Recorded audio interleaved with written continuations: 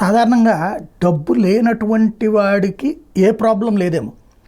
డబ్బు సంపాదించడం కూడా ప్రమాదమేమో. ఆంధ్రప్రదేశ్లో సంపాదించుకున్నోళ్ళని వేధించడం, లేదా సంపాదన అనేటటువంటి దాన్ని ప్రోత్సహించి వచ్చిన తర్వాత ఇంకోళ్ళు గుంజుకోవడం, ఇది అలవాటైపోతుంది అనుకుంటా. ఇప్పుడు చిన్న సాక్ష్యం, ఇదివరకు చక్కటి ఆర్థిక వనరులతో నిలబడ్డటువంటి కంపెనీలు, ఏది సహకార సంఘాలకు సంబంధించిన ఒక హనుమాన్ షుగర్సు, లేదంటే కనుక విజయ పాల్ డైరీ, ఇట్లాంటివన్నీ ఏమైపోయినాయి? వాటిట్లో ఆస్తుల పరంగా చూస్తే కోట్లు ఉన్నాయి, కానీ రెగ్యులర్ మెయింటెనెన్స్ దగ్గర అది కూడా రాజకీయ నాయకుల జోక్యంతో దెబ్బతింటే దాన్ని అడ్డుపెట్టి అవి లాగేసుకున్నారు, ప్రైవేట్ వ్యక్తులకు ఇచ్చేశారు. ఇప్పుడు అవన్నీ ఎక్కడికక్కడ డైరీలన్నీ, సంగం డైరీ, చిత్తూరు డైరీ, లేకపోతే విజయ డైరీ, లేకపోతే విశాఖ డైరీ, అన్నీ ఎవరి చేతిలో ఉన్నాయి? అది ఎవరి ఆస్తి? రైతుల ఆస్తి.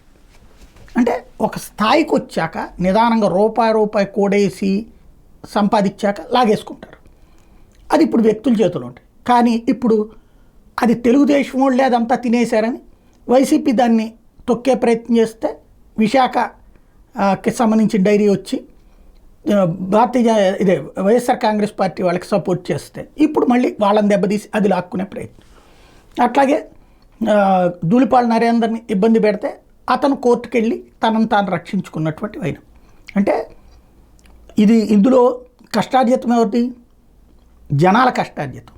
కానీ తీసుకుంది అప్పుడు తెలుగుదేశానికి అనుకూలం, దాన్ని లాక్కోవడానికి ప్రయత్నించింది వైసీపీ.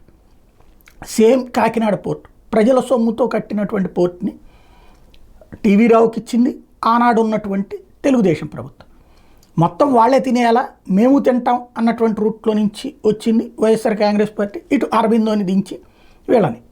ఇందులో నైతికత గురించి మాట్లాడే అర్హత వీళ్ళిద్దరికీ ఉందా? లేదు.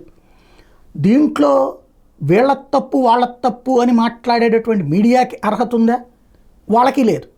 నిజంగా జనాలని వెర్రి వెంగళప్పల్ని చేస్తా దొంగ వార్తలతో కాలక్షేపం చేస్తున్నటువంటిది ఆంధ్రప్రదేశ్లో మాత్రమే సాధ్యమవుతోంది.